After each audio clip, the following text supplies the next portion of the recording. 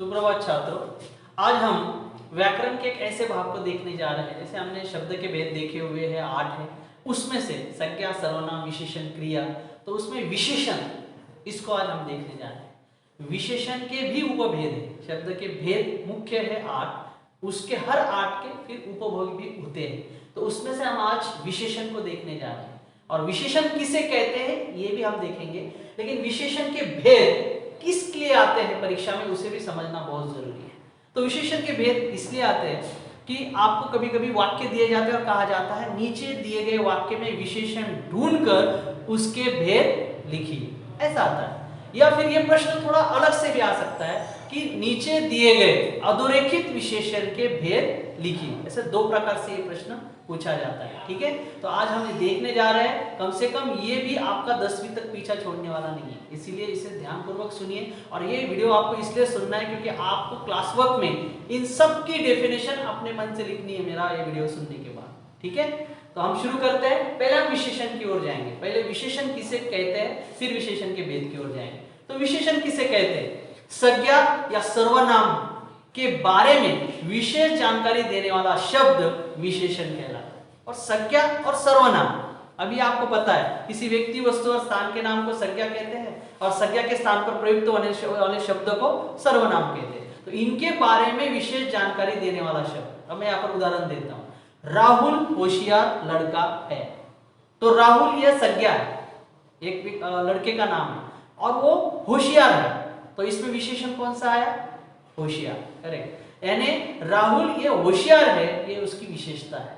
तो उसी के आधार पर इसकी परिभाषा क्या बनी है, फिर रिपीट कर रहा हूं। संज्ञा या सर्वनाम के बारे में विशेष जानकारी देने वाला शब्द विशेषण कहलाता है। ठीक है, अब हम आगे बढ़ेंगे। उसके जो भेद है 6 भेद है, लेकिन आपको अभ्यास हेतु सिर्फ यहाँ पर 4 दिए गए हैं।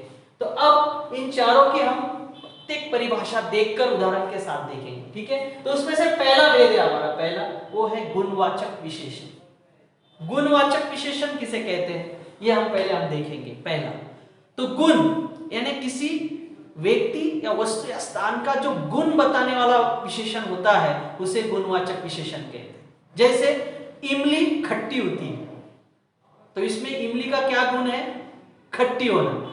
आम मीठा होता है, तो आम का गुण क्या है? मीठा होना। तो ये आम का गुण बता रहा है, इसीलिए मीठा और खट्टा होना यह गुणवाचक विशेषण है। समझ में आया? जैसे हमने पहले उदाहरण दिया था, राहुल होशियार लड़का है, तो उसका भी ये गुण ही है ना कि वो होशियार है, तो वो भी क्या हुआ? गुणवाचक विशेषण। यानी संज्ञा सर्वनाम के बारे में जो गुण बताता है वो गुणवाचक विशेषण कहलाता है। बिल्कुल आसान है। फिर दूसरा प्रकार आज हम देखेंगे, वो है संख्यावाचक विशेषण। संख्यावाचक विशेषण किसे कहते हैं? बहुत ही आसान है ये, तो इसकी परिभाषा, जब संख्या वाक्य में विशेषण बनकर आती है तो उसे संख्यावाचक विशेषण कहते हैं। वो कैसे? जैसे अगर मैं कहूं कि कक्षा 8वीं में सिर्फ 4 ही ऐसे लड़के हैं जो जोरों से भाग सकते हैं। सिर्फ 4 ही लड़के ऐसे हैं, यानी 4 ये जो संख्या है ये विशेषण बनकर आई है, क्योंकि वो पूरे क्लास में सिर्फ 4 ही ऐसे लड़के हैं जो भाग सकते हैं। यानी वो 4 विशेषण के रूप में आया, क्योंकि उस क्लास की विशेषता है कि इस क्लास में सिर्फ 4 ही लड़के भाग सकते हैं, बाकी नहीं। यानी वो 4 ये संख्यावाचक विशेषण के रूप में आया। तो ये ध्यान में रखना है, संख्या जब विशेषण बनकर आती है तो उसे संख्यावाचक विशेषण कहते हैं। बिल्कुल इसके नजदीकी इसकी परिभाषा है तीसरा हमारा प्रकार, परिमाणवाचक विशेषण। परिमाण, वेट। परिमाण का अर्थ होता है जब हम कोई भी नापतोल करते हैं तो उसे परिमाण कहते हैं। तो नापतोल कैसा? जैसे मैंने बाजार से आधा किलो शक्कर लाई, आधा किलो, ये क्या है? परिमाण है। शक्कर कितनी लाई? आधा किलो, यानी ये आधा किलो विशेषता के रूप में आएंगे। कौन कितनी शक्कर लाई? आधा किलो। तो इस वाक्य में आधा किलो ये शब्द परिमाणवाचक। इसमें बहुत सारे शब्द है, जैसे मैंने बाजार से थोड़ी सब्जी खरीदी, थोड़ी ये शब्द भी परिमाण है। आपने क्या किया उसमें बताया नहीं कौन कितनी खरीदी, लेकिन थोड़ी खरीदी, तो थोड़ी भी ये परिमाण कहलाता है। तो ये भी परिमाणवाचक विशेषण है।